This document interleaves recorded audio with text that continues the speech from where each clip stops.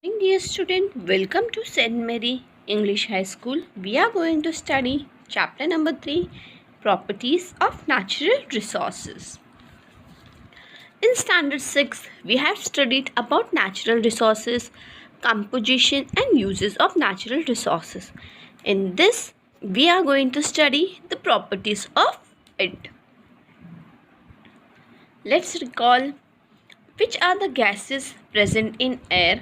Why is air called a homogeneous mixture? Air is said to be a homogeneous mixture as it consists of different gases like nitrogen, oxygen, carbon dioxide, argon, etc.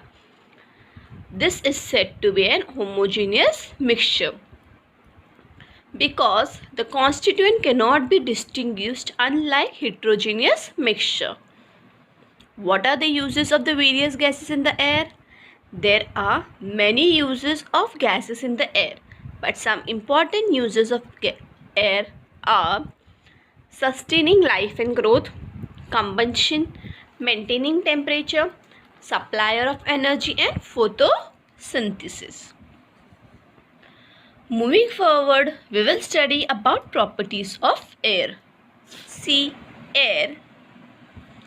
Yet, we can feel the presence of air when we inhale. Air is taken in through the nose. If we blow our hand through our lips, we can feel air around us, though we cannot see it. When we are exhaling and inhaling, the presence of air is felt.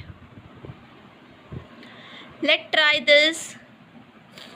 Take a stick from a broom or a paper or plastic straw. Tie a thread at its center and hang it so that it remains horizontal. You have to tie two rubber balloons of same size at two ends of the stick. See to it that the stick remains horizontal. Now remove one balloon. Inflate it means fill air in it and tie it again at its original position. Does the stick remain horizontal? No. You will see that the stick goes down on the side of the inflated balloon. This means that air has weight. Air is made up of many gases like oxygen, nitrogen, carbon dioxide, etc. Therefore, like all other matter, it has mass and weight. What is matter? Matter is everything around us, something that occupies space. What is mass? Mass is amount of matter present in a substance. What is weight? Weight is a gravitational force that acts on a mass. Let's try another experiment. Take an injection syringe without the needle. Pull its piston and observe it as you do so. The piston can be pulled out easily. The piston that remains in that position even if you let it go. Now, close the inlet hole of the syringe tightly with your thumb. Pull the piston and let it go. Is the force required to pull out the piston more or less than before? Does the piston remain as it is after you let it go? No. On pulling the piston with the inlet hole of the syringe closed, more space become available to the air in the syringe and it became rarefied, means less dense. As a result, the pressure of the air in the syringe is lowered. Comparatively, the pressure of the outside air is very high. That is why when the pulled out piston is released, it is immediately pushed in. If this experiment is repeated, holding the syringe in a different position like vertical, horizontal or inclined, the piston is found to go into some extent in all cases. From this experiment, we can infer that atmospheric pressure is same in all direction. The molecules of the gas in the air are in constant motion. When these molecules strike a body, means hit an object, they create pressure on that body. This is the pressure of air that we call as atmospheric pressure. Under ordinary condition, atmospheric pressure at sea level is about 1,01,400 Newton per square meter.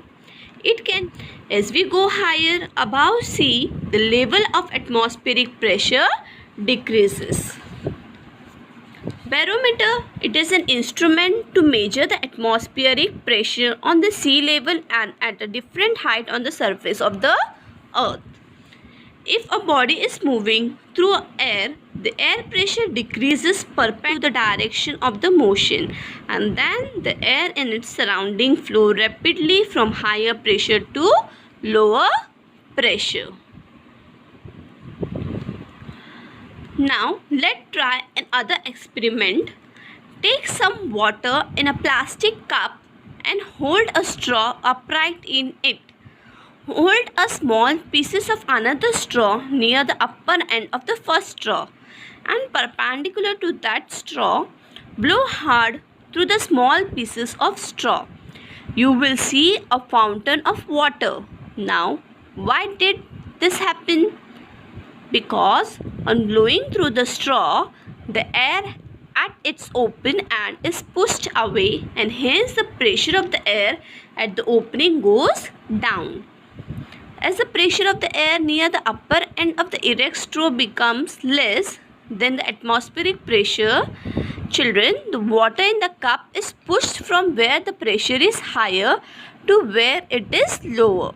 That is in the upward direction, and the water comes out in the form of a fountain. The more forcefully you blow, the higher will be the fountain. These straw fountains work on Bernoulli principle.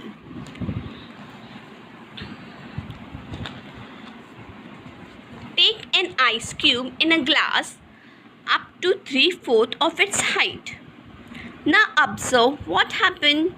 How did the water droplets appear on the outside of the glass? It appears due to the ice cubes in the glass. The air surrounding the glass cools down.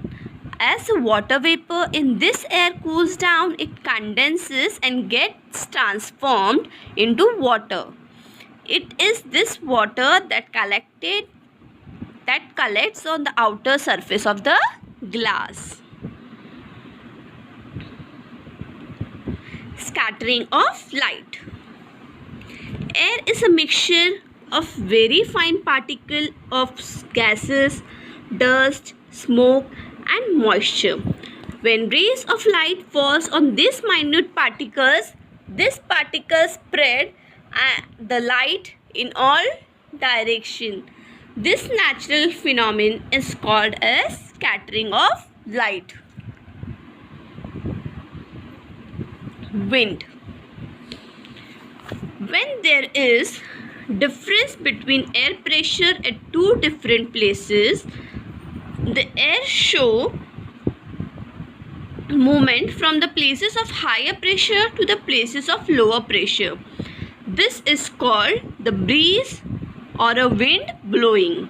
Thus, wind are an effect of the difference in air pressure on various factors: place, time of the day, vapor holding capacity, temperature, and season. Dew. When the temperature of air is low, example during the night or dawn, its capacity to hold the vapor is reduced.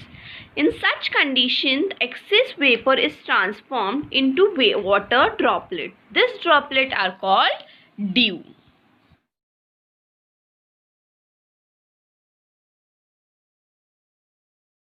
Temperature regulation.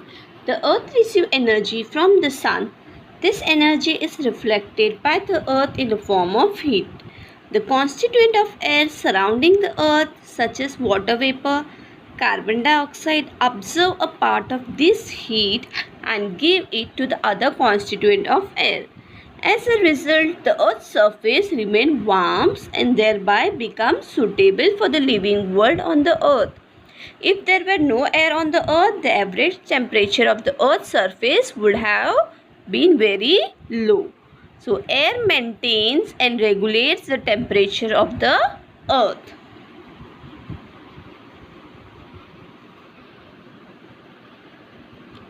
Transmission of sound. Air is essential as a medium for the transmission of sound. All the sound that we hear reaches us through the sound surrounding of air. The density of air also changes due to the changes in its temperature. In winter, the density of the air increases and we can hear the whistle of a distant train clearly early in the morning in the winter. Air is useful as a medium for the transmission of sound. The clarity of the sound depends upon density of air. Thank you.